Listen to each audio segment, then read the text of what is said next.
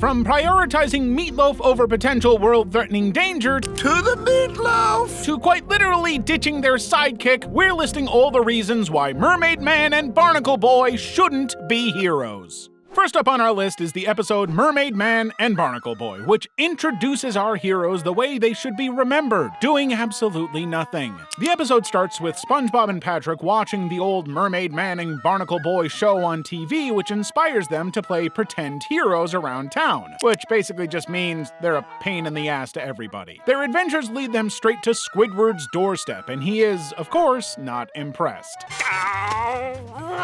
Squidward quickly shuts down their fantasy by pointing out that he and Barnacle Boy live in the retirement home on the other side of town. But SpongeBob and Patrick can't accept that. They decide these old heroes just need a push to get back into action. Please leave me alone. So they barge into Shady Shoals, where Mermaid Man and Barnacle Boy are now spending their days doing nothing heroic at all. Actually, they're mostly just shuffling to the cafeteria to eat meatloaf. To the meatloaf! SpongeBob tries to give this rousing speech about how they should still be fighting evil, but it backfires. Mermaid Man refuses to let anything get in the way of his meatloaf. What is going on in here? You may kiss the bride! So instead, he gets them kicked out of the nursing home. Well, to be fair, that is a better solution than missing out on the meatloaf. Listen up, you villains! I want to eat my meatloaf! But SpongeBob and Patrick are not ones to give up. They hatch another plan to jumpstart the heroes by staging a fake crime. But this only frustrates Barnacle Boy, who has zero patience for these two, especially since they just woke up Mermaid Man from his open eye nap. Is that a superpower? Probably. The duo is barely functioning at this point, and they are definitely not deceived by SpongeBob and Patrick's, disguises. Eventually, Mermaid Man gets the totally wrong idea about SpongeBob and Patrick. There's evil afoot! Evil! Where is it? There it is! The two heroes take this as a chance to spring back into action. Donuts! Oh, brother. Also to get a free pass to attack SpongeBob and Patrick. Good for them, honestly. Their attack on SpongeBob and Patrick is pretty ineffective, but the elderly residents come to the rescue. Well, it takes some time, but they eventually come to the rescue, throwing SpongeBob and Patrick out themselves. Later, Mermaid Man and Barnacle Boy get a new show that's somehow even less exciting than the old one. They're playing checkers when a phone rings, Mermaid Man fumbles it and can't figure out why he can't hear the caller. Hello? Turns out the whole point of the episode is, will they get their phone fixed? Well, can't miss that one. SpongeBob is still thrilled and winks at the screen, loving the new adventures, but it's clear these heroes are pretty much past their prime. Or maybe they never really had one to begin with. They definitely didn't, actually. But at least they make an effort to convince people that they did. Unfortunately, the consequence of that is they now have to spend all eternity dealing with fans like SpongeBob. And they're not great to him. It's Mermaid Man and Barnacle Boy 2. SpongeBob starts off super pumped to watch his heroes Mermaid Man and Barnacle Boy, and he's eating these bran flakes dedicated to them. He even entered a contest to win some mysterious prize. I'm ready! I'm ready! And then this announcer hilariously butchers his name. And the winner is... Spring Boob Squire Pin.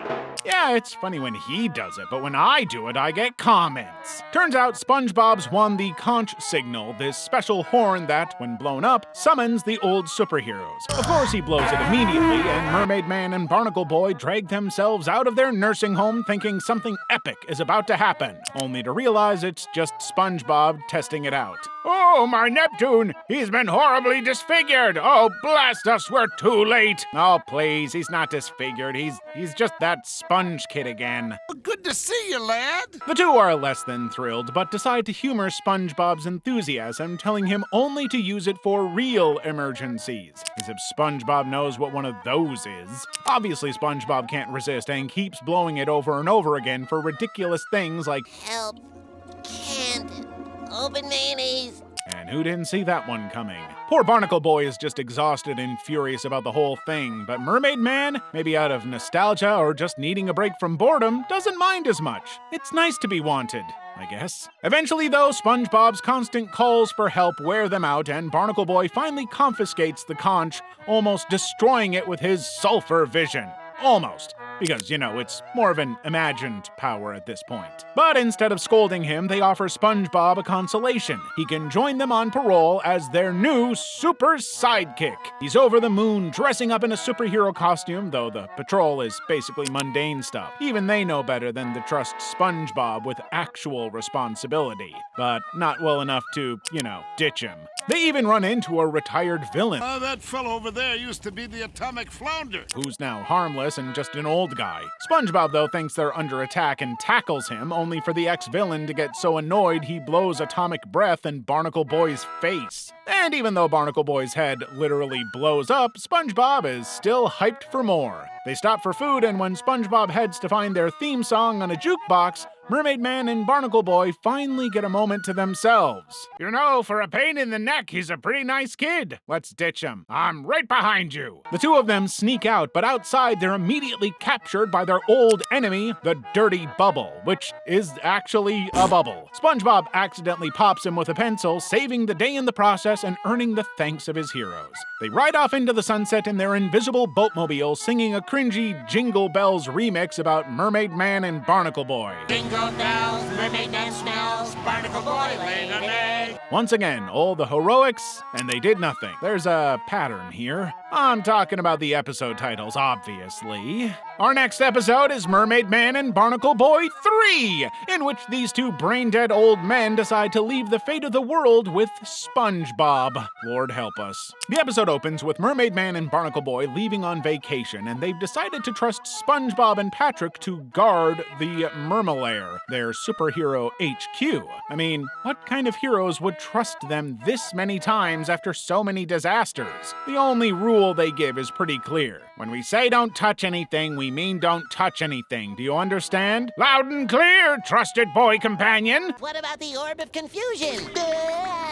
Yeah, like that'll stick. The second the heroes are out of sight, SpongeBob and Patrick are itching to play with everything in sight. But things go south fast when they stumble across Man Ray, a major villain frozen in tartar sauce. SpongeBob, curious as ever, can't resist interacting with him, and Patrick accidentally starts the unfreezing process. The one thing they were told not to do. Man Ray wakes up but is still half frozen, so SpongeBob refuses to let him go until Man Ray convinces them he's turned good. I am good. But surprise, surprise, he hasn't. You fools, prepare to be eradicated. The only thing stopping him from attacking them is this ridiculous tickle belt they forgot to remove, which SpongeBob uses whenever Man Ray gets aggressive. It just makes him laugh hysterically. And he needs a creative way out of this. Luckily for him, SpongeBob and Patrick are the best idiots in town. Oh, how I wish to be good.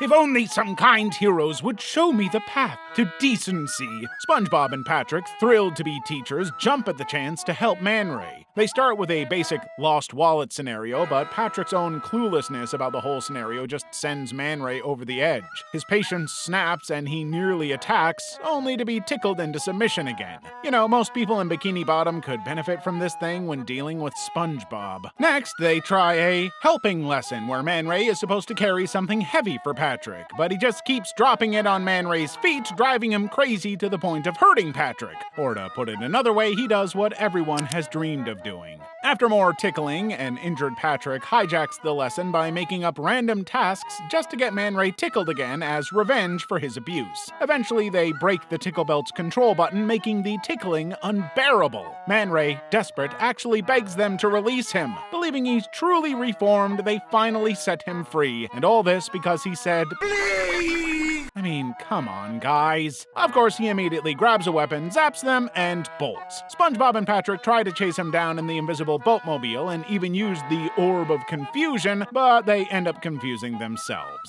Man Ray heads for a bank, but instead of robbing it, he finds himself still feeling the tickling sensation. Suddenly, he's genuinely annoyed by his own villainy and I guess I'll just open a checking account. it's just easier that way. In the end, Man Ray leaves claiming he's reformed, while SpongeBob celebrates their heroic victory, even as Patrick is still dazed from the Orb of Confusion. It's safe to say that with these two as stand-ins, well, Bikini Bottom is doomed, but the banking industry is about to get a big boost. Now, if there's one thing you can guarantee about a hero, it's a cool backstory.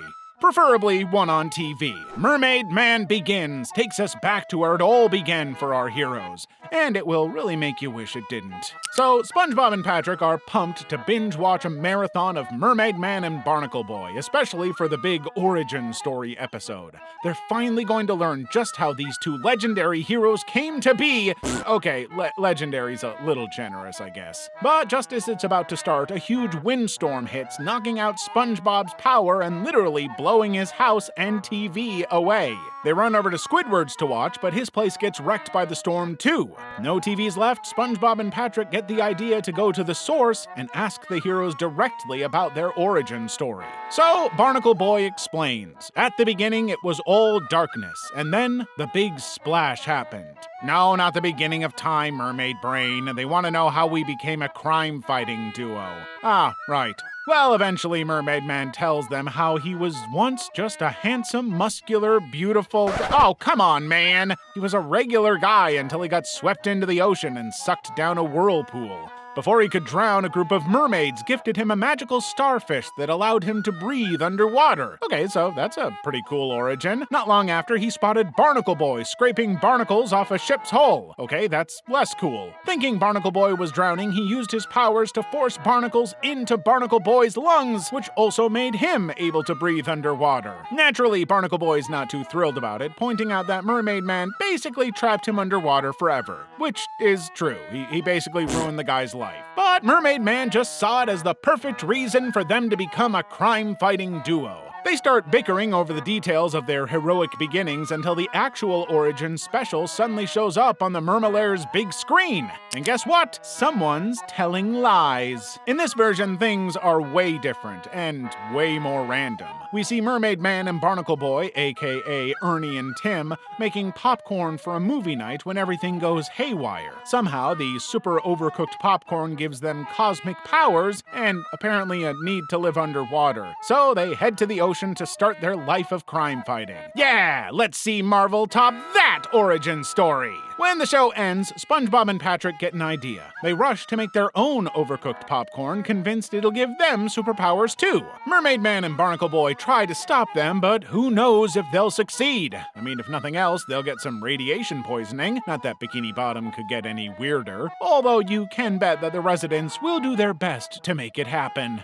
Which is why SpongeBob spends all of the next episode, Nightlight, trying to make his house the brightest place in the ocean. Unfortunately, Mermaid Man doesn't quite get the memo. Alright, so SpongeBob freaks himself out reading a scary book before bed, and now he can't even turn off the lights without imagining creepy creatures in the dark. Every shadow looks like a monster to him. His chair morphs into a brain-eating beast. A coral branch tapping on his window becomes a clawed hand. You name it. He's so jumpy he can barely make it through the night. And I haven't even told you what he sees in the mirror. A terrifying yellow sponge. I know. Anyway, at work the next day, SpongeBob turns up for work and he looks awful. Like, seriously. Still on edge, spooked by everything, even a pot that accidentally lands on its head. Mr. Krabs is tired of all this. It's eating into his profits. He suggests SpongeBob get a nightlight to calm down. Are these nightlights guaranteed to keep the creepy creatures of the dark away? If I answer yes, will you leave the store sooner?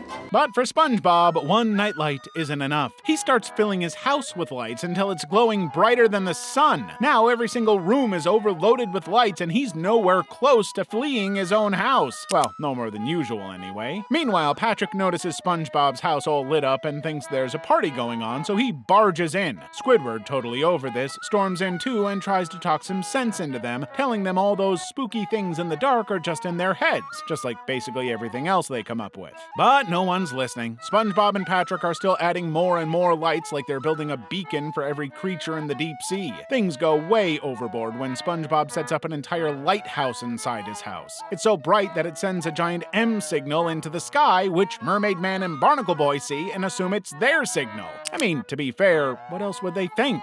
It's Monday? They swoop in, but as always, they're no help at all. Instead, their old enemy, the Moth, who's been dodging them for 57 years, finally shows up, attracted by the insane glow of the light. And let me just say, 57 years and they never thought of just making one giant light? Come on, guys, make an effort. Without thinking, SpongeBob traps him in the lighthouse, but the Moth manages to escape by carrying the lighthouse away, taking SpongeBob's pineapple with it. And they just kinda do nothing. so much for heroics. Mermaid Man and Barnacle Boy just leave, leaving SpongeBob and Patrick alone in the dark until sunrise. Patrick, now thinking the sun is just another light, tries to grab it and sets himself on fire. The episode ends with SpongeBob finally drifting off to sleep and Patrick yelling, "Too much light! Too much light!" Yes, way too much light, but better than darkness.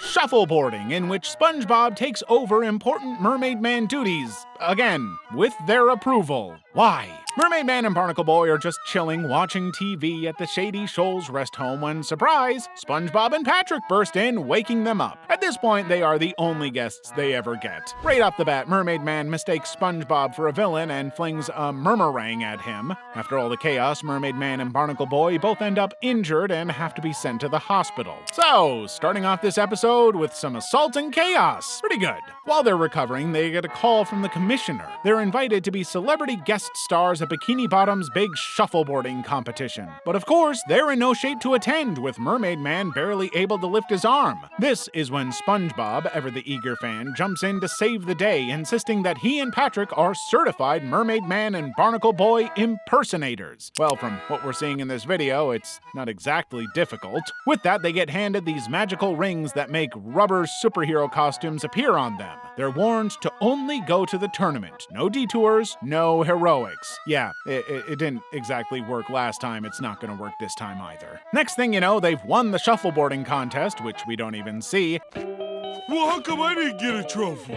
You did. It's in your back pocket.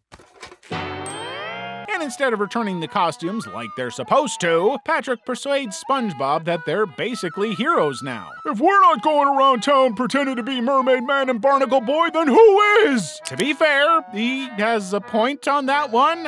Pretty much everyone else has, I don't know, jobs. They start locking up anyone they decide looks suspicious, from a guy wasting a Krabby Patty to someone with untied shoes. Literally, everyone is a target. They even arrest someone just for being too old. Honestly, I don't even know where to start with the jokes on that one. Before long, nearly the whole town is in jail for these ridiculous reasons, and Bikini Bottom's jail is bursting at the seams. Then they spot Man Ray just trying to mind his own business at a laundromat and deciding they can't let a villain roam free, even though he's doing nothing wrong. They ambush him, tossing his head in a dryer, shrinking it, and haul him off to jail too. But the jail is so overcrowded by now that it eventually explodes, sending everyone flying into the air. And that is still a better outcome than anything Mermaid Man and Barnacle Boy ever did. Finally, SpongeBob and Patrick go back to return the costumes. Mission accomplished. Mermaid Man and Barnacle Boy leave the hospital, only to be confronted by an angry mob that thinks they're responsible for the mass arrests. But SpongeBob and Patrick just stand there, oblivious, convinced the crowd must be fans. That's where it all ends. Pretty much a disaster, and our heroes were totally useless the whole time. So, a pretty typical victory for Mermaid Man and Barnacle Boy, which, again, is really more of a happy accident. In fact, all of their wins are basically accidental. Case in point, super even aquatic villain team up is go! So SpongeBob's just walking to work, happily singing away when he hears someone crying. Turns out it's Plankton down an alley, all sad and defeated. SpongeBob asks what's up, and Plankton explains his latest invention, a doomsday device, totally failed. I'm not sure why he's crying at this point when literally everything he's ever done has failed miserably. Instead of wreaking havoc, this so-called doomsday device just sparked a little and fell apart. SpongeBob, ever helpful, suggests that Plankton hire a friend to help fix it. Plankton flips through the phone book, and he finds one. Evil villain for hire. Call Man Ray. No job too diabolical. It's Man Ray, Mermaid Man's most notorious supervillain enemy. Yeah, he's looking under fiends instead of friends. But Plankton's desperate, so he goes for it. I mean, an evil fiend is not so far from a good friend. Next thing you know, Plankton and Man Ray show up at the Krusty Krab demanding the secret formula. Mr. Krabs refuses, of course, so Man Ray asks why they even care about a fast food formula when they could be going for world domination. The question we've all been asking for years. Plankton's like, if you control the fast food industry, you control the world. And to be fair to him, if someone took over McDonald's, they could destroy the world, so yeah. He has Man Ray try a Krabby Patty to prove it, and it's all downhill from there. Man Ray gets totally hooked, demanding patty after patty, and even refuses to share any with Plankton, his only fiend. Meanwhile, SpongeBob's scrambling to get help from his heroes, Mermaid Man and Barnacle Boy, but they're totally useless. Every attempt he makes to get their help ends in failure, and eventually they outright tell him they can't help. What do you mean you can't? We just woke up from our nap! SpongeBob realizes he's on his own and heads back to the Krusty Krab, determined to be his own hero. He starts making more Krabby Patties to feed the now gluttonous Man Ray, who's too busy stuffing his face to even bother with the secret formula at this point. He just keeps getting fatter and more obsessed. Finally, Mermaid Man and Barnacle Boy arrive at the Krusty Krab, but they don't do anything spectacular. Again, really, this whole video could be called Reason Why Mermaid Man and Barnacle Boy Shouldn't Be Heroes. They just arrest Man Ray after he's basically rendered himself immobile from overeating. Poor Plankton is left to pay the huge bill for all the Krabby Patties Man Ray ate. The episode wraps up with Mr. Krabs, SpongeBob, and Squidward having a good laugh while Plankton's stuck holding the check. That's why you make friends, not fiends. Although, depending on what time you're coming at it from, they can look alike. Sometimes you trust an idiot for the 6th time and he ends up going back in time where everything is wrong. This next episode is Back to the Past. SpongeBob and Patrick are just walking around Bikini Bottom when they spot Mermaid Man and Barnacle Boy stranded in their invisible boatmobile. It's completely out of gas. That's unlucky. The two heroes can't even push it, so SpongeBob and Patrick end up hauling it over a bunch of hills off screen. As a thank you, Barnacle Boy lets them check out their hero warehouse, which is packed with props from their old TV show, on the one condition, you must promise not to touch anything. Again? Bro, come on now. How many times is this? Just cut their damn hands off at this point. Of course, within seconds, Patrick presses something, thinking it's a vending machine, and suddenly they're all back in 1954. Now, young Mermaid Man and Barnacle Boy are there too, fighting against Man Ray, who's wreaking havoc on an old-school Bikini Bottom. But thanks to Patrick eating all the tartar sauce meant to trap Man Ray, the whole plan goes up in smoke. Seriously, these guys need to stop being so trusting.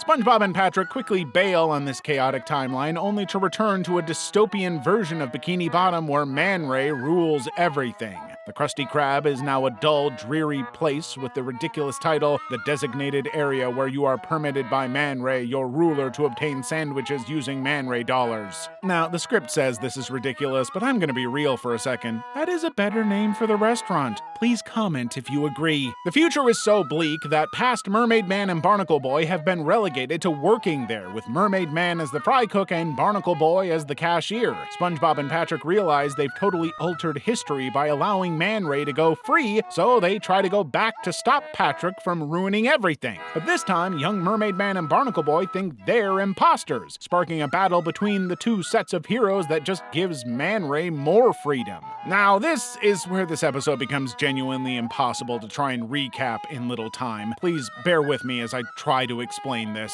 More and more alternate versions of SpongeBob and Patrick start showing up in the warehouse portals, all screaming some version of, "Patrick, don't eat the tartar sauce!" But each time, chaos unfolds, and eventually there are so many portals popping up that Man Ray is completely bewildered. I gotta sit down and think this through. Finally, he's so overwhelmed he just gives up and gets himself arrested. The episode wraps up with warehouses and SpongeBob's and Patrick's everywhere, all shouting about stopping Man Ray, but he's already locked up. In the end, Mermaid Man and Barnacle Boy were totally useless, and SpongeBob and Patrick basically just created a confusing mess with all their time-traveling clones. That's it. That's the gist. Whew, look, sometimes it can be confusing to understand who is who.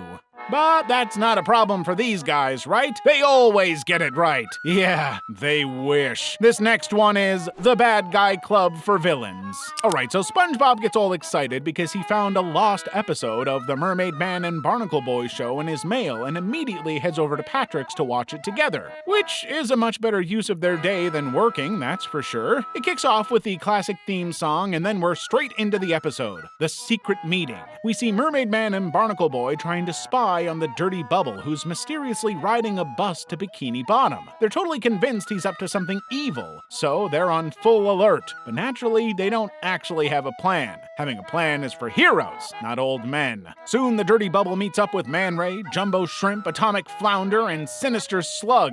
It's like an all-star team of villains. Terrible, useless, no-good villains. But still, villains. Actually, they're a good match for the useless heroes. They're all meeting at the Evil Hotel intel for the BGATFBC, a super villainous organization, and Mermaid Man and Barnacle Boy start to panic. They might actually have to do something today. But then, right when the tension builds, Patrick's TV cuts to static. He's furious, but SpongeBob manages to fix it, and they get back to the episode. Mermaid Man, now desperate, calls up the ocean's greatest heroes and gets put on hold. Yes, I can hold. Meanwhile, the villains head inside the evil hotel, only to find a couple of guys already sitting at their table. It turns out one of them is actually Mermaid Man in disguise. Wow, what a shock. Actual heroics? He dramatically introduces his own team, the IJLSA. Together we are the International Justice Lodge of Super Acquaintances. With heroes like the Elastic Waistband, Professor Magma, Miss Up Here, and the Pyrite Ponderer. They're supposed to be the ultimate force for good, but honestly, they're just as clumsy as Mermaid Man and Barnacle Boy. Of course they are. When the battle breaks out, it's pure chaos. Barnacle Boy gets hit by Atomic Flounder and grows this evil arm that starts attacking Mermaid Man. Elastic Waistband tries to defend bouncing attacks with his stretchy belly, but everyone's just fumbling around. Mermaid Man tries to fight the evil arm, but it's like they're all making things up as they go along. At one point, Mermaid Man's even swinging from a chandelier, barely keeping it together. The point is that the whole thing is totally futile. In the end, Mermaid Man captures all the villains using Pyrite Ponderer's hairnet, and it's finally revealed that the villain's secret meaning is Book Club. Yeah, it's not the bad guy club for villains. It stands for the Bad guys all together for book club. They're just reading, and Mermaid Man can't even arrest them for that. Although I bet he wishes he could try. The episode ends, and Patrick, clueless as ever, is baffled by the credits. SpongeBob explains, rewinds the episode, and they both settle back in to watch it all over again, which is something I will not be doing, thank you. In fact, from this point on, I will only be doing original, non-repetitive, and simple ideas. Last on our list, Mermaid Man and Barnacle Boy 5. Oh, come on, man! Come on, man. There's one reason they shouldn't be heroes. Terrible title! So, Mermaid Man and Barnacle Boy are holding up the entire line at the Krusty Krab because Mermaid Man can't decide what to order. Old man stuff. I've made my decision.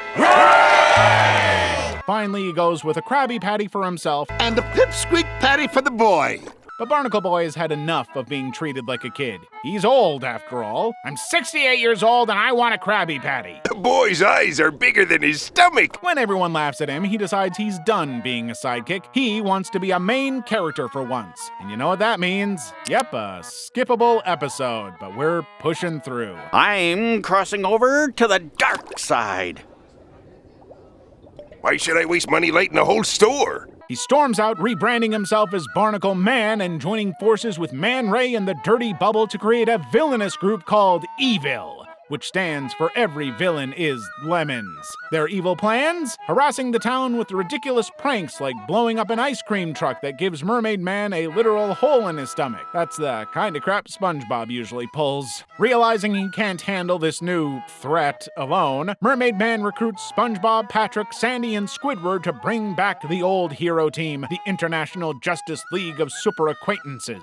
SpongeBob becomes the Quickster with super speed, Squidward's Captain Magma with lava powers, Patrick's Elastic Waistband with stretchy abilities, and Sandy's Miss Appear who can turn invisible. Their first big mission? Evil is bothering teenagers at Makeout Reef by shining flashlights on parked cars. Big stakes, right? Avengers-level threats here. When the team confronts Evil, they somehow end up defeating themselves. Oh, wow, big news. What a shock. Captain Magma accidentally scorches the Quickster, who starts running in pain, creating chaos. Elastic Waistband tries to stop him, gets all tangled up. Meanwhile, Mermaid Man, in a total mix-up, mistakes Captain Magma for the Quickster and ends up disintegrating Squidward with a water attack. Miss Appear, trying to catch Evil by surprise, is promptly hit by a boat and knocked off a cliff. By the end, SpongeBob is nothing but shoes and Mermaid Man just falls over backward. Finally, Barnacle Man demands that Mermaid Man start treating him like a real superhero. Call him Barnacle Man, for real this time, and let him eat an adult-sized Krabby Patty. Did you hear him say anything about eating dirt? He immediately rejoins the good side, leaving Man Ray and the Dirty Bubble disappointed that he didn't ask for world domination or something. Man Ray is constantly teaming up with people who have the smallest ambitions in the world. It's incredible. Was that it? Ugh, that's sickening.